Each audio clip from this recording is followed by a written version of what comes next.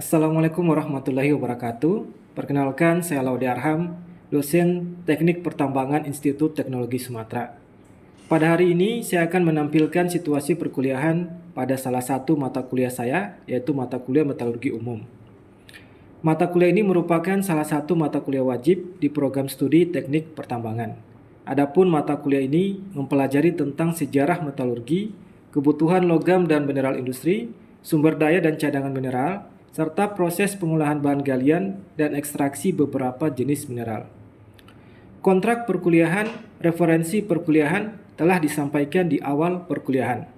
Pokok bahasan dan capaian pembelajaran juga disampaikan pada awal perkuliahan dan setiap pertemuan perkuliahan.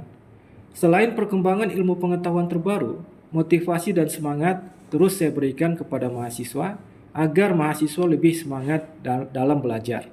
Terima kasih. Oke, baik. Gimana kabarnya hari ini? Masih segar ya? Masih. Semangat banget sampai pagi, Pak. Oke, hari ini kita lanjutkan kembali perkuliahan ya. Hari ini temannya tentang pengolahan bahan galian. Oke, absensinya diedarkan dulu. Baik, Pak. Sebelumnya kita bahas terkait apa di pertemuan sebelumnya? Terkait cadangan ya. Jadi ada cadangan mineral kan, ada sumber daya. Masih ingat kan bedanya sumber daya dan cadangan? Masih ya. Kemudian bagaimana kita penuhi ya. Nah, hari ini kita akan bahas terkait pengolahan bahan galian dan semua itu masih sangat berkaitan. Oke, assalamualaikum warahmatullahi wabarakatuh. Waalaikumsalam warahmatullahi wabarakatuh. Oke, hari ini kita bahas pengolahan bahan galian. Adapun tujuan perkuliahan adalah setelah mengikuti perkuliahan ini, mahasiswa diharapkan mengerti prinsip dasar proses pengolahan bahan galian. Yang kedua, mahasiswa memahami tujuan pengolahan bahan galian. Referensi yang saya ambil kurang lebih ada 4 ya. Namun di luar ini sebetulnya ada referensi-referensi lain, termasuk jurnal-jurnal penelitian terbaru ya terkait tentang proses pengolahan bahan galian. Oke, silakan Anda cari sendiri untuk menambah wawasan Anda.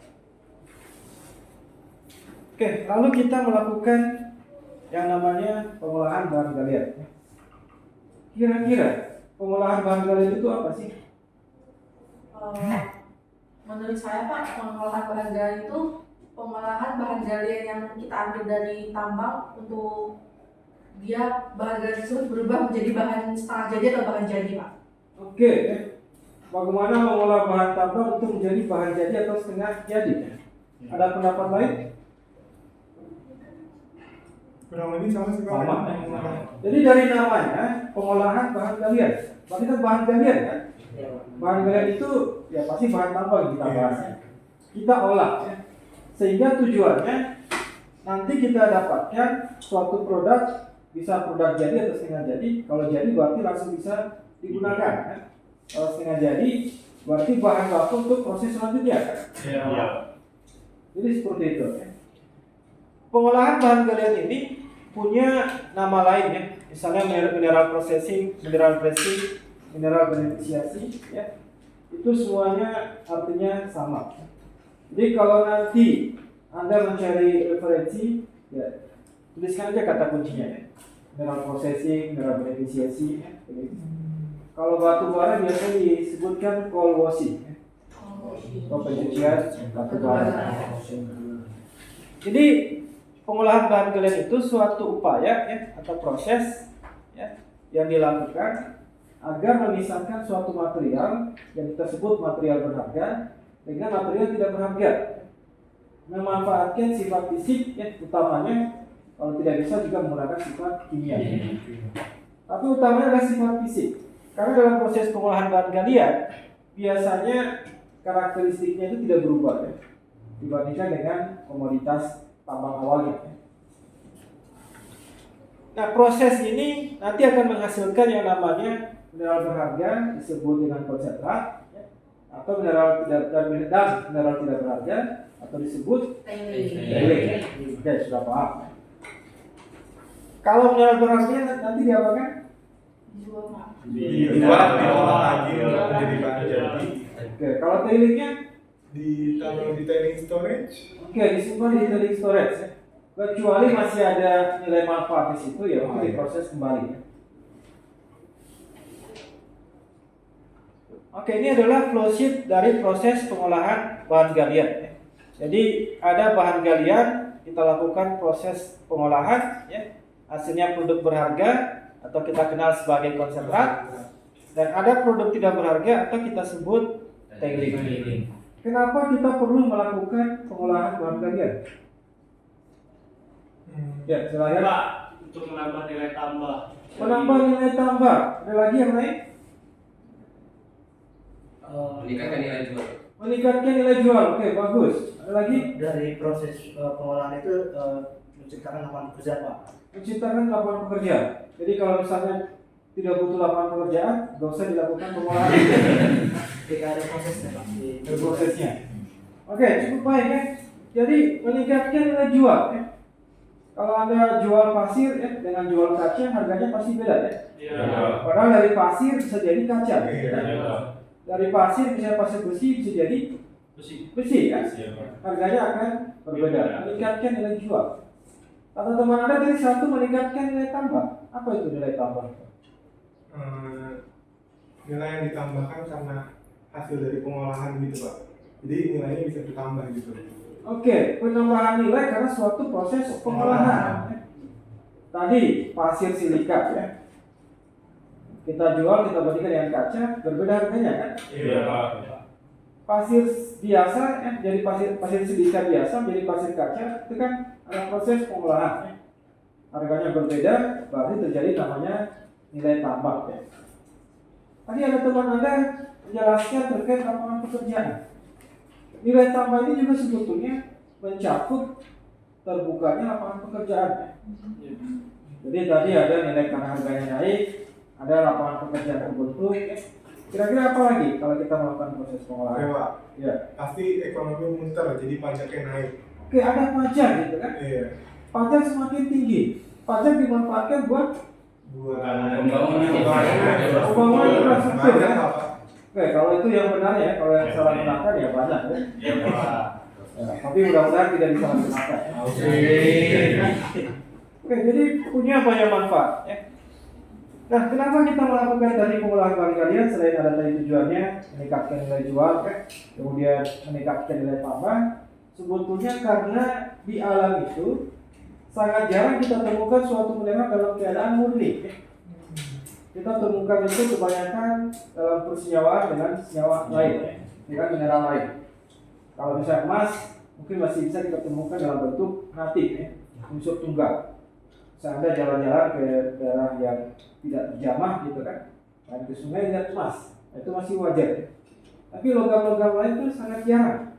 Anda temukan nikel, pasti ada besinya, ada silikanya, ya. Dan itu belum bisa dijual gitu kan, harus dilakukan proses pengolahan. Nah, makanya tujuan dari pengolahan tadi mempersiapkan suatu produk sehingga bisa dijual kan, siap jual kan. Supaya suatu produk itu bisa dijual, maka harus memenuhi persyaratan. Kan? Ya, makanya di sini kita nanti bahas ya. Persyaratan pengolahan atau konsentrat ya dalam suatu bahan galian. Oke, sebelum kita bahas terkait syarat-syarat ya yang harus dipenuhi oleh suatu konsentrat bahan galian, ingin saya sampaikan juga bahwa sebetulnya pengolahan bahan galian ini ditekankan dalam undang-undang. Jadi Undang-Undang Nomor 4 Tahun 2009 yang kemudian direvisi menjadi Undang-Undang Nomor 3 Tahun 2020. Di situ diminta pemegang IUP ataupun IUPK ya untuk melakukan peningkatan nilai tambah. Ya. Peningkatan nilai tambah itu gimana caranya? Ya? Dilakukan pengolahan dan pemurnian, ya. Baik itu komoditas logam, non logam ataupun batuan. Ya. Dan dengan mempertimbangkan peningkatan nilai ekonomi ataupun kebutuhan pasar. Ya.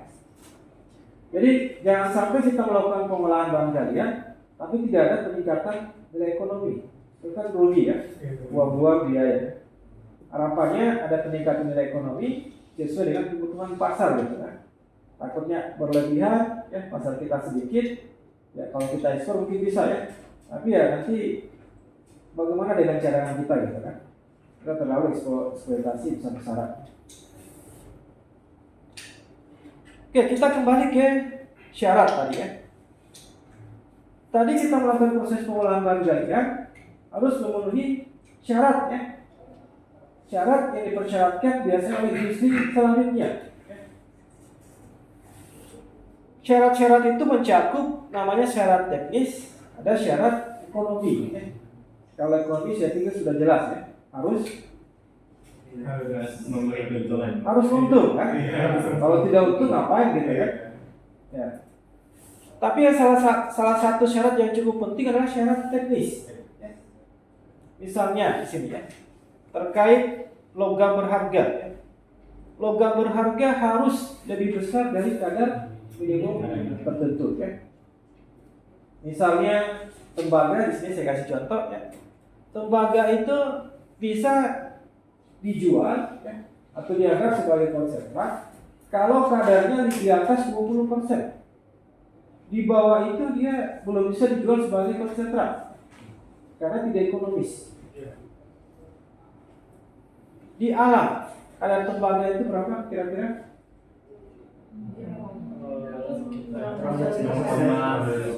0,1%. Biasa biji tembaga itu 0,9 ya. 0,1 bukan biji ya. Apa itu biji itu?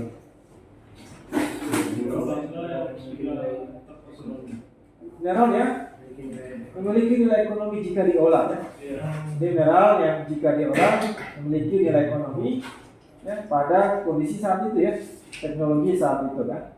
Bisa jadi sekarang belum biji, tahun depan harganya meroket, dianggap sebagai biji gitu ya. Atau ada teknologi baru yang mampu mengolah itu jadi lebih efisien ya, lebih ramah terhadap lingkungan. Jadi tembaga itu 0,9. Misalnya di PT Freeport, tembaganya 0,9%. Belum bisa dilakukan proses penjualan kan? Sebagai konsentrat ya. Mau diolah betul juga tidak bisa gitu kan. Bayangkan kalau kita punya 0,9%, ini adalah furnace atau tanam peleburan ya. Anggap di sini 100%, ini 50%, 25, 12,5, 6, ya 1 sekitar sini gitu kan. Iya.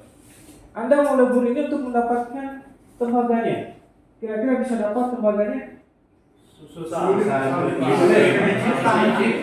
bisa tapi sangat sulit, tidak maksimal. Iya, Pak. Dengan hati-hati mungkin bisa, tapi biaya yang meleburkan sama biaya Anda yang dapatkan tidak sesuai gitu kan. Rugi kan. Oleh karena itu PT Freeport ya, melakukan PBG ya.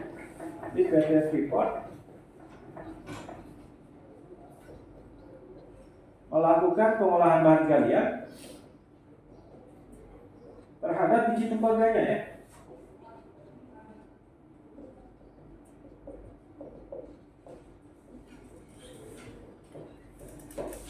Dari kadar awalnya adalah 0,9% menjadi berapa? 25%. Oke, sekitar 25 ya. Iya. Lebih besar dari ini 20 gitu kan. Kurang lebih sekitar 25% ya. Setelah ini dia memiliki nilai ekonomis, sudah bisa dijual. Setiap logam punya standar ya, berapa mineral berharga ya, sehingga dia bisa dijual. PB misalnya 50, ZN 70 ya, besi misalnya 59, 60 ya. Kalau di bawah itu tidak bisa dijual ya. Ya, atau misalnya tergantung dengan teknologi dia. Misalnya Krakatau Steel, dia hanya membeli minimal 60% kadar besi. Kalau di bawah itu dia tidak bisa mengolah karena tidak ekonomis kalau menggunakan teknologi dia. Ya. Selain kadar logam berharga, juga ada pengotor ya. Yang tadi dijelaskan. Kita melakukan PDG untuk memisahkan mineral berharga dan pengotor. Ya. mineral berharga itu diharapkan sebanyak-banyaknya kan? Iya. Kalau pemotor Seminimal-minimal. ya seminimal-minimalnya kan? Iya. Adanya pemotor dalam logam berharga ini bisa menyebabkan Turunnya efektivitas. turunnya kadar, turunkan kualitasnya. Misalnya tadi dia bisa menghantarkan listrik baik, jadi kurang. Iya. Dia konduktor panas baik, jadi kurang. Gara-gara ada pemotor di situ kan. Jadi itu kata kuncinya. Yang berharga harus meningkat, dimaksimalkan. Yang impuritis harus diminimalkan. Impuritis misalnya CU ya. Apa sih impuritis dari CU? Biasanya AS, SB, BI, RI, ZF. Kalau masih konsentrat, biasanya AS 0,9%. Kalau sudah jadi proses peleburan, ya, biasanya ditolerir hanya beberapa ppm. Karena ini ya tadi berkaitan dengan fungsinya. Ya, sekali lagi syarat-syarat juga ini sebetulnya tergantung pada ini mau dijual buat apa ya, atau mau diolah buat apa. Buat kabel akan berbeda dengan buat perhiasan. Samping itu ukuran ya. Kalau batuan itu paling mudah ya, kita bahas ukuran ya. Kalau batuan kita mau jual sebagai batu fondasi ukurannya agak besar ya. Mau dijual batu split ukurannya kecil ya. Jadi kalau diminta mau beli batu split ya siapkan ukuran yang kecil gitu kan. Berapa senti? Kemudian kandungan air, gimana kandungan air? Porositas batuannya Pak. Kandungan air di alam. Oke, kandungan air dari alat ataupun ada sedikit proses pengolahan ya, itu biasanya diminta pada rentang tertentu ya. Nah, kita harus penuhi. Yang kedua syarat ekonomis. Tadi sudah jelaskan harus untung ya. Nggak merugi. Nggak mau rugi ya. Nah, biasanya seringkali kita temukan ada kategori biji yang kompleks ya. Jadi dia terperangkap, mineral berharga terperangkap dalam mineral lain, sulit kita olah. Atau ada kadang-kadang punya lebih dari satu mineral berharga. Misalnya ada emasnya, ada peraknya, atau ada tembaganya. Kalau misalnya dia punya lebih dari satu mineral berharga, apa yang perlu dilakukan di situ? Identifikasian di awal. Identifikasi awal. Terus setelah kita identifikasi, Kita dapat menentukan pengolahan apa yang dapat kita lakukan. Karena oke, kan pengolahannya. kadang dalam satu bongkahan itu ada satu mineral yang dia dapat bereaksi dengan reaksi kimia yang pada saat mau satu mineral mau kita ambil, ibaratnya tembaga Pak. Kita ibaratnya emas. Pada saat emas kan itu dapat kita lakukan dengan air raksa. Tapi takutnya ada mineral lain gitu Pak yang dapat membuat kita rugi gitu. Itu harus perlu kita identifikasi di awal. Oke, ya. Ada lagi?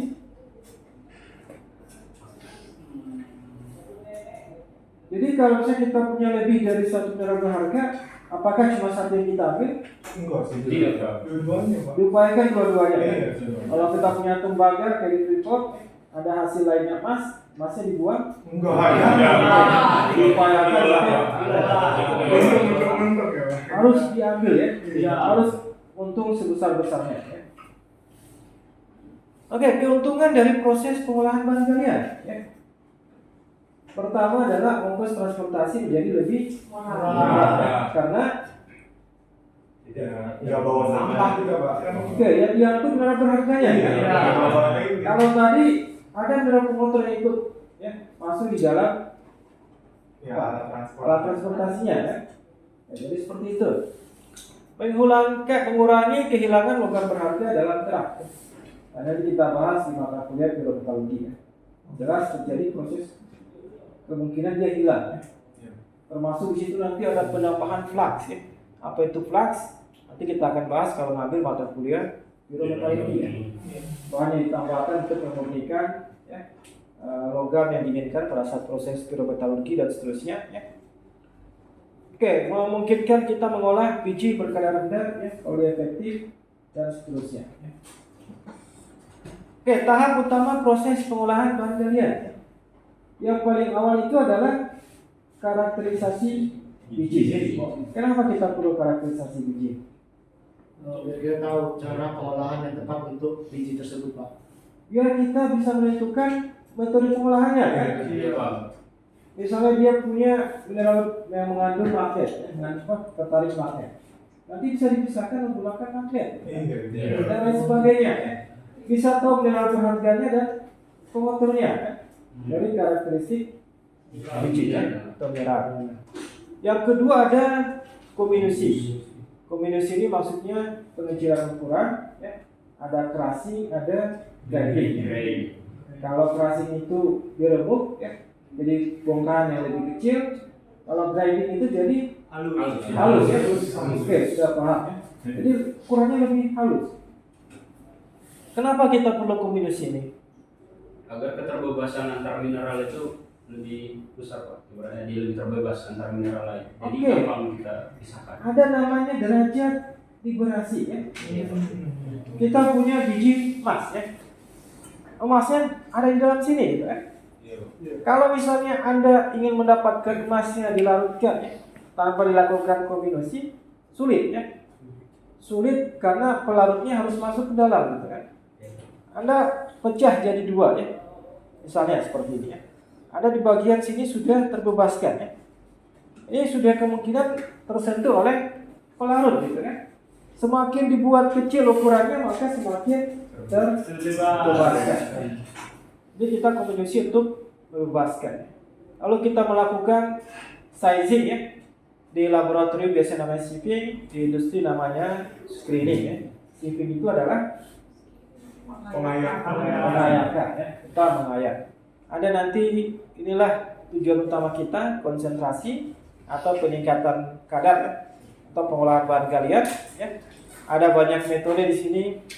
Ada konsentrasi gravitasi, ada menggunakan magnet, ada menggunakan flotasi ya, menggunakan listrik dan seterusnya. Tergantung daripada mineralnya kan, karakteristik biji kan. Jangan sampai Anda gunakan magnetik tapi tidak ada yang mengandung tarik magnet. Kemudian ada pengurangan air ya. Ya untuk tujuan selanjutnya termasuk penanganan material ya. Oke, ini prosesnya, flowsheetnya di crushing grinding tadi kita jelaskan untuk melakukan liberasi ya, biar terbebaskan ya. Hasil dari pengolahan bahan galian siap untuk dijual ya. Bisa langsung digunakan atau diproses untuk proses pirometalurgi, hidrometalurgi dan lain sebagainya sehingga didapatkan logam. Ya. Oke, kalau kita lihat di sini ya, ada yang namanya flotasi sebelah sini. Ini ada namanya magnetic separator. Ini stacking table ya. Itu salah satu cara untuk memisahkan mineral, memanfaatkan gravitasi. Ya. Ini memanfaatkan magnet. Ya. Kalau flotasi memanfaatkan sifat hidrofobitas kalau salah. Oke, sudah pernah baca ya? Iya. Apa itu hidrofobisitas? Hidrofobitas itu Pak penggabungan mineral dengan cara dia memanfaatkan sifat mineral itu yang tidak suka air. Oke, hidrofobik ya. Hidro air, fobia ya. Takut air. Ya. Jadi kita manfaatkan sifat ketidaksukaan terhadap air ya. Kita pisahkan ya. Ini nanti ada pembahasan rincinya ya. Ya nanti kapan kita pilih ini tuh ya akan ada di materi selanjutnya ya. Oke, kita lanjut ya. Intinya biji tadi atau konsentrat ya yang sudah dihasilkan. Jadi biji kita olah jadi konsentrat. Konsentratnya bisa masuk ke proses pirometalurgi ya, ini atau hidrometalurgi atau elektrometalurgi ya, tergantung ya. Bisa semuanya ya. Ini contoh proses pengolahan emas ya. Jadi dari stockpile dilakukan crushing ya, peremukan, lakukan di grinding ya, pengecilan ukuran, penggerusan ya. Kemudian dilakukan proses hidrometalurgi, leaching ya. Leaching itu istilah ekstraksi ya. Diekstraksi ya, dipisahkan padatan dan cairannya. Yang cairannya dilakukan proses pengolahan karena di dalam cairannya itu adalah yang mengandung emas. Karena sudah dilarutkan biasanya dalam cyanida ya. Nanti di sini Anda lihat emas larutan yang mengandung emas tadi ya, dihilangkan udaranya, ditambahkan zinc powder ya untuk mengendapkan emasnya. Nanti di smelting jadilah emas seperti ini ya. Ini secara runut ya, dari proses penambangan, dilakukan pengolahan, kemudian dilakukan ekstraksi ya. Ya, ekstraksinya kita belum bahas ya. Nanti di pertemuan selanjutnya. Ini juga salah satu penelitian saya yang menjelaskan terkait karakterisasi biji emas dan studi ekstraksinya ya. Ini saya pernah melakukan penelitian tentang ini. Ya. Kalau saya tampilkan di sini, ya, ini salah satu identifikasi mineralogi ya. Ini yang putih-putih ini saya duga mengandung emas, saya kasih tanda silang ya. Dan setelah saya amati ya, beberapa titik misalnya memang mengandung emas ya. Ukurannya juga misalnya dari sini terlihat skalanya ya. Ternyata belum terliberasi sempurna. Makanya di hasil penelitian saya ini menunjukkan persen ekstraksinya atau banyaknya emas yang terambil itu tidak begitu maksimal ya. Ya, salah satu alasan yang saya buat adalah karena derajat liberasi ya, belum terbebaskan secara sempurna ya. Di dalam penelitian itu kadang-kadang tidak sesuai dengan keinginan kita ya. Tapi Anda harus bisa mencarikan alasan yang masuk akal kenapa itu bisa terjadi. Bukan alasan ya semua Anda gitu, karang-karang gitu kan. Tapi harus ada alasannya ya. Oke, ada pertanyaan sebelum kita lanjut? Oke, silakan. Saya mau bertanya di bagian tadi Pak di peraturan pemerintah undang-undang. Di situ kan dikatakan setiap IUP atau IUPK itu harus melakukan pengolahan kan Pak. Tidak, ibaratnya dilarang menjual bahan mentah gitu Pak. Jadi ibaratnya kalau mereka nggak ada modal Pak, pabrik ini, daerah konstruksi tambang ini nggak ada modal, apa jalan dipakai? Oke, yang mau bantu menjawab, dia tidak punya modal untuk melakukan pengolahan. Saya, Pak. Ya, silakan.